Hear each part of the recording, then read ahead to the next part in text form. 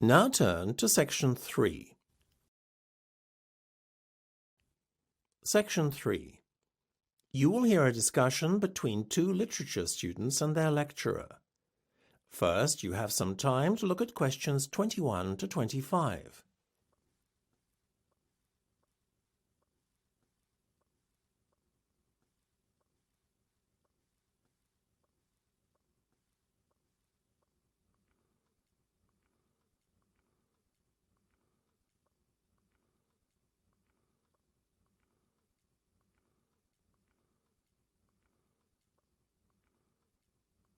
Now listen carefully and answer questions 21 to 25.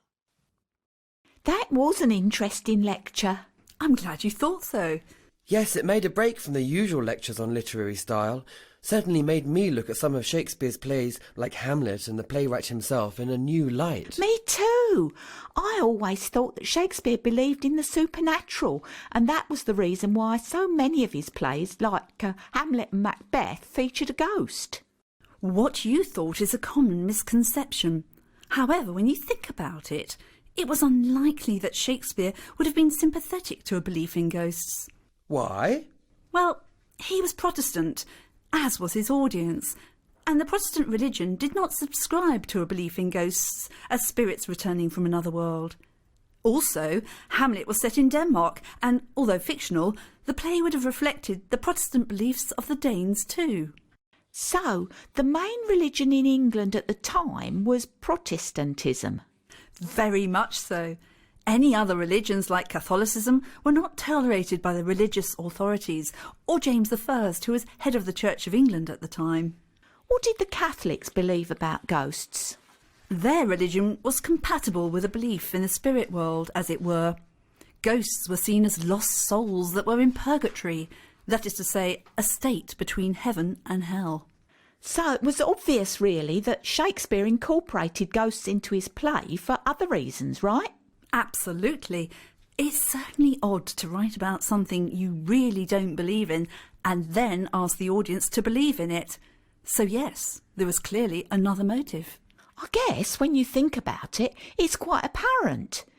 As you mentioned in the lecture, ghosts appear in Macbeth and Hamlet really to show what the characters are thinking and as a catalyst for certain events. Quite right.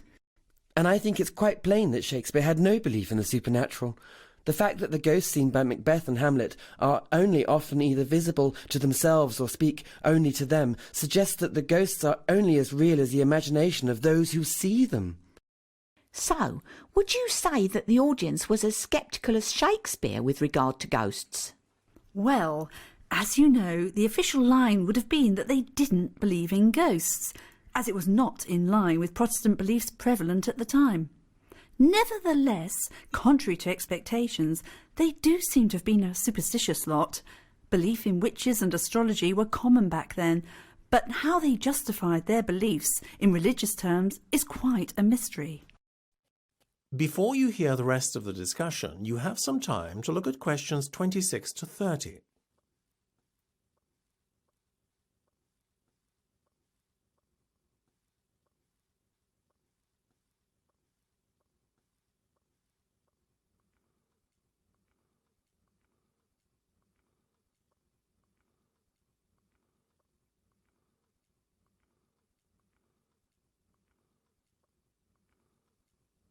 Now listen and answer questions 26 to 30. People, I think, today are a lot less gullible than in that period, though, don't you agree? I mean, honestly, believing in witches and astrology and all that. Well, judging by the popularity of TV programmes today like Most Haunted, I would say there's a fair amount of interest in the supernatural still. I guess most people are like me. Curious, but not entirely convinced when it comes to the spirit world. Well, I think ghosts are just the product of certain people's imaginations. You can't overlook the fact that many supernatural events cannot be explained. Personally, I think ghosts are just as likely to exist as UFOs and aliens. Well, I think at least the latter do exist. I agree. It's absurd to think we're alone in the universe. You certainly seem to be quite a sceptic, Dave. Actually, I do believe in some aspects of the paranormal. Like? Well, not ghosts and aliens, obviously, but things like telepathy and premonition. It's easier to understand or believe in telepathy and premonition as you hear of so many examples of these phenomena occurring in real life. Not just reported stories, but from friends and acquaintances.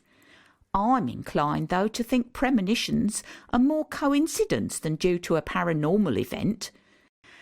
But maybe I'm just saying that, as I've not had first-hand experience of premonitions. So you believe in telepathy, then? I think that the evidence in favour of it is impossible to deny. What do you think, miss? Maybe I'm less sceptical than most, but I'm inclined to keep a pretty open mind on most things. Anyway, it's been a very interesting discussion, but I'm afraid I have to leave now as I'm due to give another lecture. Well, thank you for your time and also your wonderful lecture. Yes, thank you. We appreciated it. My pleasure. That's the end of section 3. You have half a minute to check your answers.